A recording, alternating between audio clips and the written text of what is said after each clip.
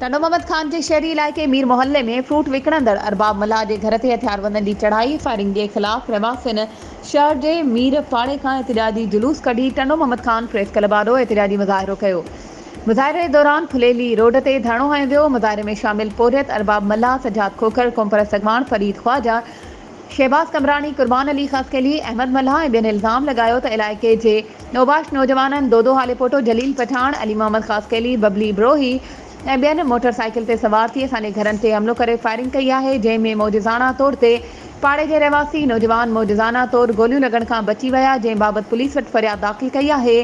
फौरी तौर ते हमले आवारनि खे गिरफ़्तार करे इंसाफ़ कयो वञे। ॿी सूरत में असां SSP ऑफिस टनो मोहम्मद खान आॾो एहतिजाज कंदासीं। होॾां टनो मोहम्मद खान थाणे ते फरियादी अरबाब अली मल्लाह जी फरियाद ते जवाबदार दोदो हालेपोटो, जलील पठान, अली मोहम्मद खसकेली, बबली ब्रोही ऐं ॿियनि नामालूम जवाबदारनि ख़िलाफ़ सिटी थाणे ते FIR दाख़िल कई वई आहे, पर का बि गिरफ़्तारी अमल में नाहे आंदी वई।